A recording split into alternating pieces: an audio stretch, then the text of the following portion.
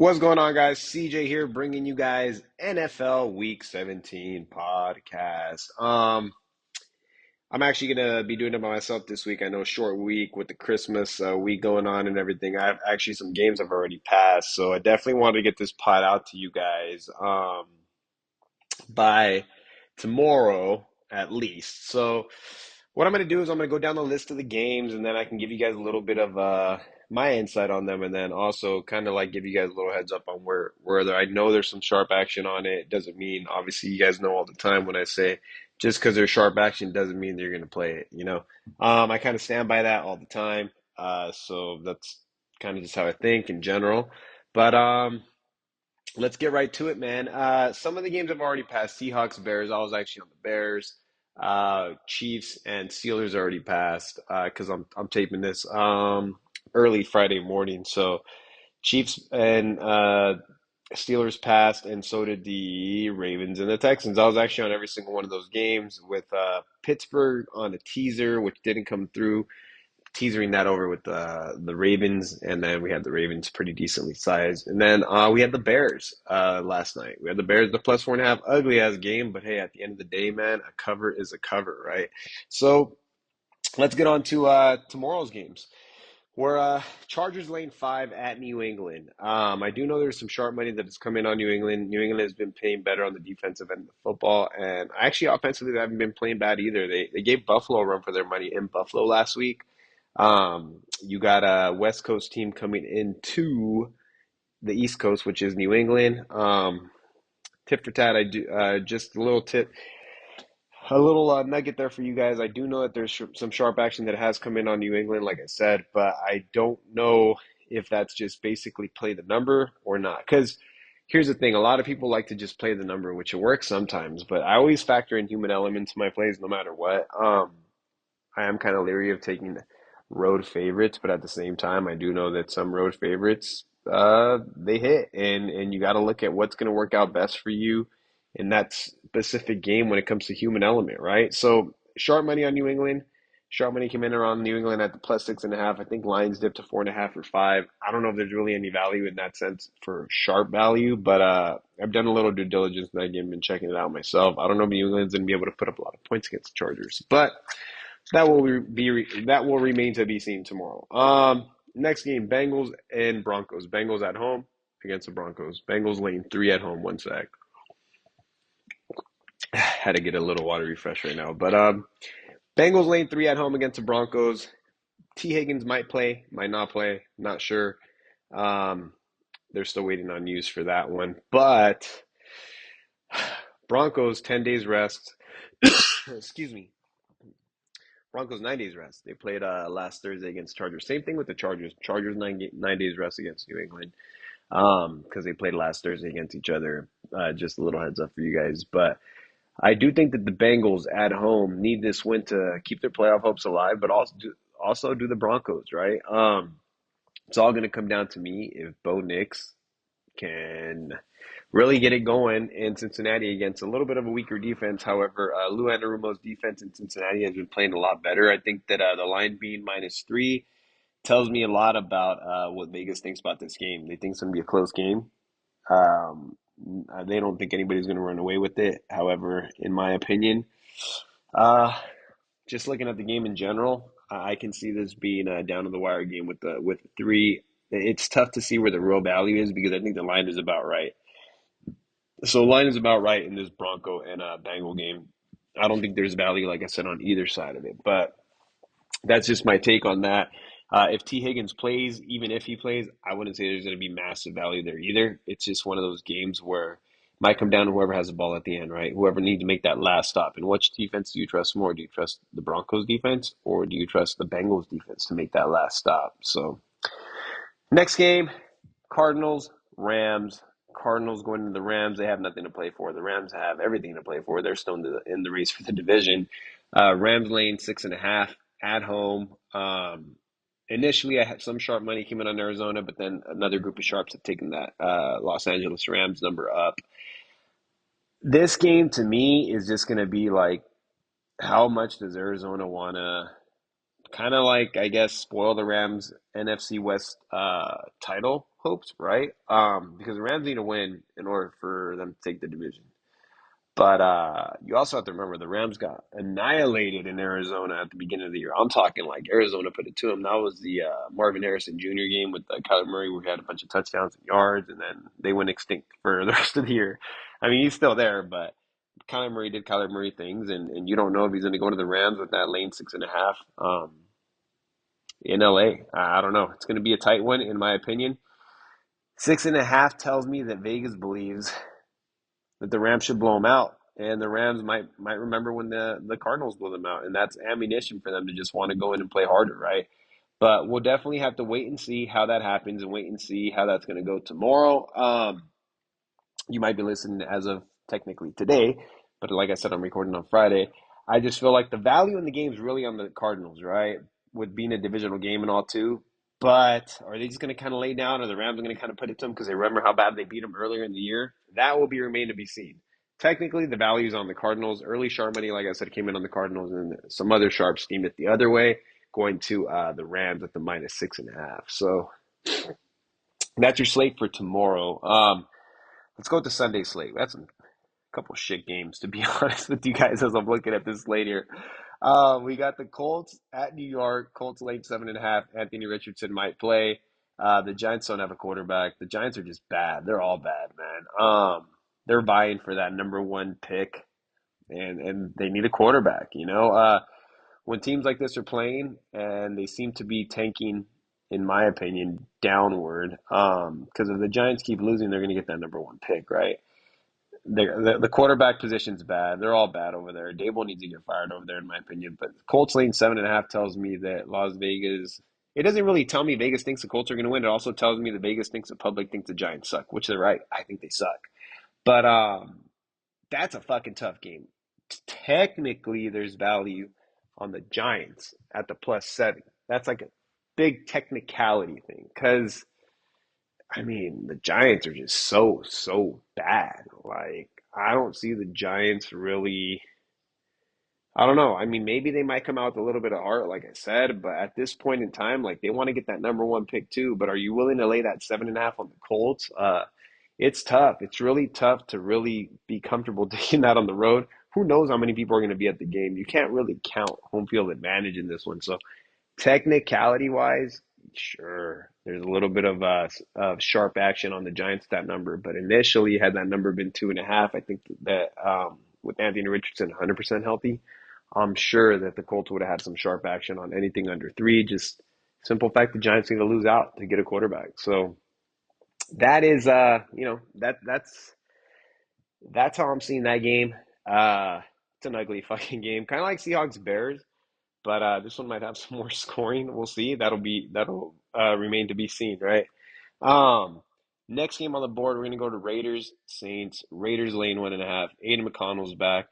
The Saints just got blown out on Monday night by the Packers, which I had a feeling they were gonna get blown out anyway. But Aiden McConnell at quarterback to me changes the Raiders. The Raiders have been playing better on defense regardless of them not having Mad Max Crosby, right?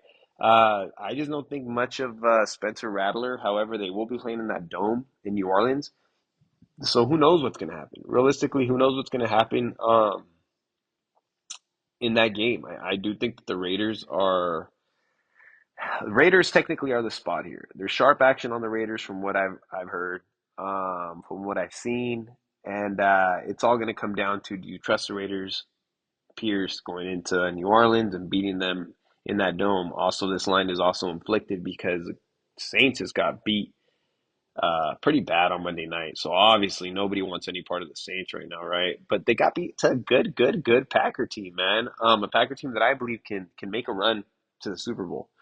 So my opinion here, uh, I lean Raiders right now. I need to check the practice reports and everything, but with O'Connell at the quarterback, I do think that the Saints are missing some playmakers. Raiders defense has been playing better.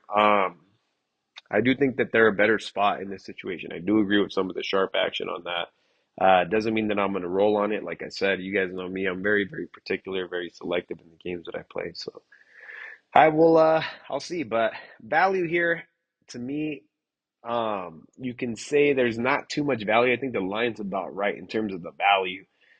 Saints are not really playing for number one pick. Raiders, I guess, kind of not really because they have 3 wins, but the Giants have 2 wins, and the Giants suck. It's a race to the bottom right now, right? The Titans, the Jaguars, the Raiders, and the Giants are leading that way. So the Giants are really, that's probably why the line's what it is, really leading that way to that number one pick. But Raiders, a little bit of sharp action is coming on them. I think the line's about right. No true value there, in my opinion. But like I said, we'll see what happens that day on Sunday. Titans, Jaguars is an ugly game. Titans -1. That you might as well put a fucking pick 'em. To me, this is truly a tough cap. I'd have to look real deep if I wanted to bet this game. Why? Because it's a Titans, it's a Jaguars. They're both just fucking not doing great. One thing I do know, the Titans are going to bring defense, right? One thing I do know, Jaguars defense has been trending upward little by little, but it also is a home game for the Jaguars. Which realistically, in my opinion, technicality wise, I do think there's a little bit of value on the Jag, but I do know that sharps are kind of battling back and forth in terms of a little more sharper action, right?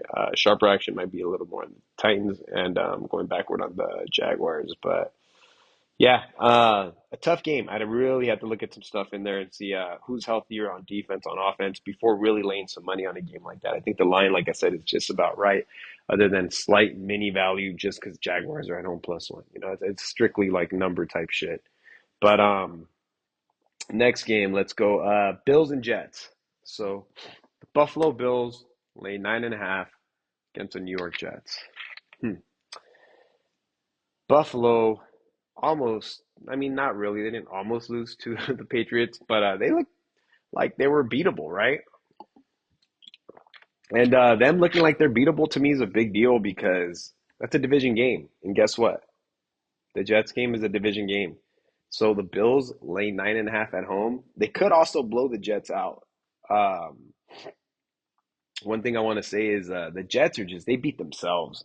The Bills are not going to beat themselves, but the Jets beat themselves. I think Rodgers is way past his playing days right now. I think he still has a little bit of like zip on the ball, but just as a locker room guy and everything, there's not much going for the Jets over there. At this point, they're just playing for pride, and they tend to always, like I said, beat themselves. Penalties, fumbles, turnovers, just dumb shit that happens. And I do truly believe that this game, like technically, there's value on the Jets because there is technicality wise, there's value on the Jets at the +9.5, but it's tough, man. I wouldn't be able to say like, hey, um, comfortably lay the Jets right there, especially after that letdown last week against the Rams. I feel like the Jets were in the game till the end. The Bills are not going to let up on them. The Bills will score on them, regardless if it's a division game. But then again, the Jets could score on the Bills. It's just the true values on the Jets, but do you trust your money to be on the Jets, knowing that they can shoot themselves in the foot any point of the game on the road in Buffalo against Josh Allen? There you go. Ask yourself that before you decide to bet that game. Also, it's up here. I'm sure Vegas wants people to teaser the Bills -2.5, leaving it at that 9.5. So that's a tough, tough game. Let me tell you guys. Could be a Bills blowout. Shit, I won't be surprised if the Jets win that game. But I'm gonna look into that game a little more. Um, Panthers, Bucks. Bucks laying the 8. Bucks need to win to really seal up that NFC NFC South division. Panthers are just playing for pride right now. The Bucks beat the Panthers in OT maybe like about 4 weeks ago when the Panthers almost had that win. So them going into Tampa, I think Tampa's going to be ready for this game. They had that loss against Dallas last week. We were on Dallas, so I tend to remember all the games I won and lost. Would much rather just only remember the ones I won, but that's the way the cookie crumbles. So I just think the Bucks are. Hmm, Bucks lane 8 tells me that Las Vegas thinks the Bucks are going to smash the Panthers, right? Um, no real sharp action has come in on either side. I got to check if there's any injuries on the Panthers side of the ball, whether it's defense or offense, just because that number to me seems a little inflated. But I will definitely take a double look at that and then kind of check that out a little bit. Let's get to this next game. We're going to go with Cowboys, Eagles. Eagles lane 7.5. News came out today that Pickett might start. not Jalen Hurts. But then news came out yesterday that CD Lamb will be shut down. Uh, you know what, man? I'm going to tell you guys right now. Dallas's defense has been playing great. The line is 7.5 in Philly. I do not feel comfortable taking 7.5. Even though sharp money has come in on Dallas when it was a little bit higher, I think around 9.5, maybe because of the news of Hurts. But then sharp money has kicked it back to the Eagles once they knew that Lamb wasn't going to play. So it's all over the place, right? It depends on what you really believe is going to happen. I'm not comfortable taking the Cowboys at 7.5 because who's going to score for them? Cooper Rush has been playing better, but he needs a guy like CeeDee Lamb. Cowboys offense is not crazy explosive. The Eagles defense is legit, legit. Um, Top three easily in the NFL. Cowboys off defense is playing way better, way better. Zimmer's got those guys rolling. It just took them time to kind of learn the system, right? So I think the Eagles laying the 7.5. I'm gonna go out on a limb and say now that game's going under. Uh, Totals 39. I don't see them scoring more than that with the Eagles defense and with the way the Cowboys defense is playing with two backup quarterbacks in. They're going to be running the ball a lot, the Eagles. Unless defensive scores are the only way that number is going to go over, man. I'm sorry, but that's just how I see that. I could be fucking wrong, like I said, but that to me, I can give you guys a pick on that. I haven't laid money on it yet. I'm just looking at it right now thinking, yeah, there's no way they're going to fucking go on the scoring fest. But then again, that number's low for a reason. It's 39 for a reason because they know. Las Vegas knows that these two teams can play pretty anemically, right? So that's what I would say there. I'd kind of wait for more news on the game. I wouldn't feel comfortable taking that -7.5. Wouldn't feel comfortable taking the +7.5 just yet. So I got a little more news on the game. But let's go to this next game. Packers Vikings. Packers going into Minnesota. Minnesota's playing, still playing for the division, man. Can you believe that? The Lions haven't wrapped it up yet. There's a lot to play for over there. So the Packers can go in there and win. Minnesota can beat them. Minnesota and Sam Darnold have been showing me a lot. There's been a little bit of sharp action on Minnesota. I think it's strictly because they're playing at home. They're definitely by numbers, by DVOA and everything. They've been playing great, lights out, right? So I think there's value on Minnesota at the 1.5, but the Packers are playing some of their best fucking football of the year. Get ready for some fireworks that game. That's one thing I can say. I think that game's gonna have some fireworks, and it's gonna be fun to watch. And that's one of those ones that I think could come down to last possession, similar to that Bengals and Bronco game. Um, if the Packers win this game, I think they can make a legitimate Super Bowl run. Even if they lose the game, I do realistically. But if they win this game, I can see them competing in the NFC and beating the Eagles or the Lions because the Lions are in their division. So that it is going to be a fun game to watch, fun game to keep track of. Can't wait to see this one on Sunday. But small value on the Vikings, a little bit of sharp action on the Vikings, nothing major. But that's uh that's that game, man. Can't wait to see that game. Then we're gonna go with next game, which is the Commanders Falcons. Penix Falcons coming after that blowout win going into Washington. Washington coming off that huge win against the Eagles, where they actually put the Eagles defense to the test, man. They put some points up on them. So yeah, Jaden Daniels, I commend you. Great job. Fucking put some points on him. I do think that that line is a little short at 3.5 because I do think Penix for being his first road start. I do think Michael Penix will be okay in the NFL. But being his first road start in Washington is not an easy spot, especially with the Washington team that is still in contention for technically the division if they win out and the Eagles lose out. But not just that, like playoff spots, wild cards, they're still there. So they're going to bring it. And Atlanta's technically still there too. That division is still fucking up for grabs. So I like, I personally like the angle of the rookie QB in Washington. However, why is the line just 3.5? I don't know. I got to check that out. Maybe there's a little some numbers in Atlanta that I haven't seen, but should be a fun Sunday night game. Definitely should be a fun Sunday night game.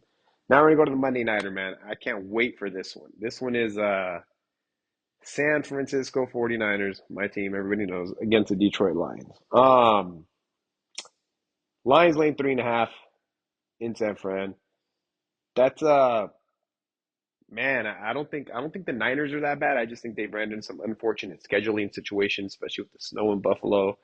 I think the defense is still there. I just think the offense, obviously without Ayuk, without McCaffrey, that we're on like a third string running back. It's tough, right?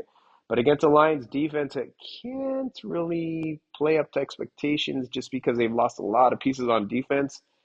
I don't know. I can see the 49ers moving the ball on them. I do think that there's been some sharp action that hit the Niners at the 4.5. I think it dipped it down to 3.5. But then again, the Lions are playing for division, man. The Lions are not going to let up that game. Let me tell you guys, they're not. And Ben Johnson, that offense is going to be rolling. The only thing here is these teams have seen each other last year. So will this Niner defense be able to stop Ben Johnson, that creative offense, seeing it twice in the span of a year?